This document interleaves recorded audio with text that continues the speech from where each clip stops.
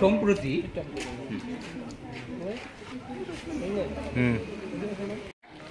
বহু বছর যাবৎ তিনি এইভাবে অর্থ মোক্ষম করে চলেছেন।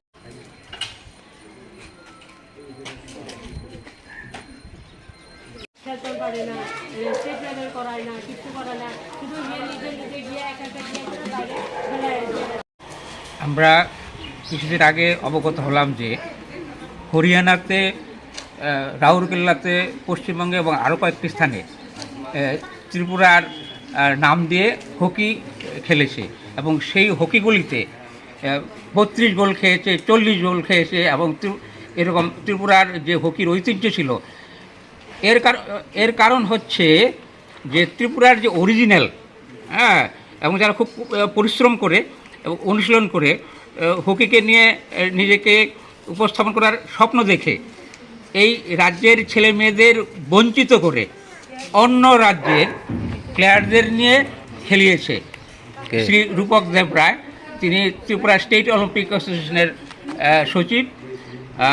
তিনি এর আগেও এই রাজ্যের খেলোয়াড়দের বঞ্চিত করে তিনি অন্য রাজ্যে ন্যাশনাল কম্পিটিশনে প্লেয়ার পাঠিয়েছেন, অথচ ত্রিপুরার অরিজিনাল প্লেয়ার, ত্রিপুরার son of the soil, daughter of the soil, তাদেরকে বঞ্চিত করে তিনি এই ঘটনাগুলি বা এই অন্যায় কাজগুলি করে চলেছেন।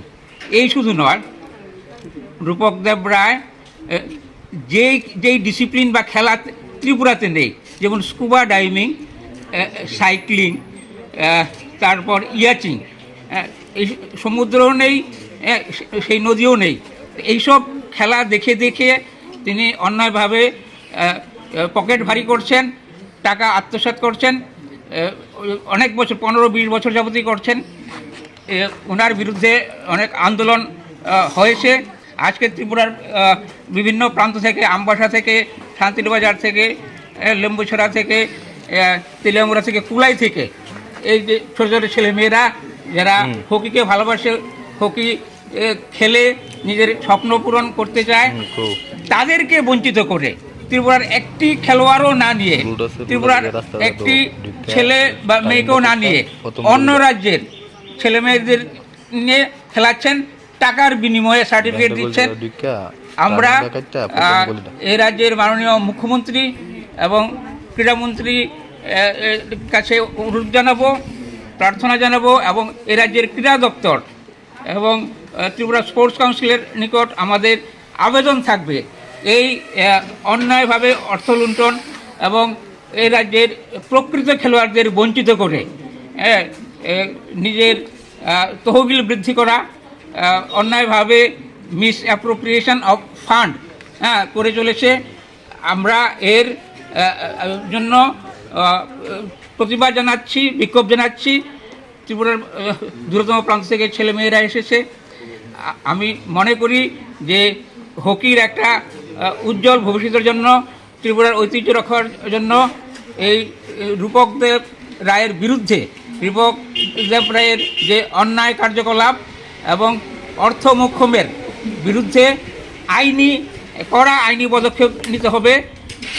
তবেই এই রাজ্যের ক্রীড়া জগতে মুখ উজ্জ্বল হবে এবং ন্যাশনাল গেমসে বা দেশের বাইরে ক্রীড়াক্ষেত্রে ত্রিপুরার ঐতিহ্য রক্ষা হবে।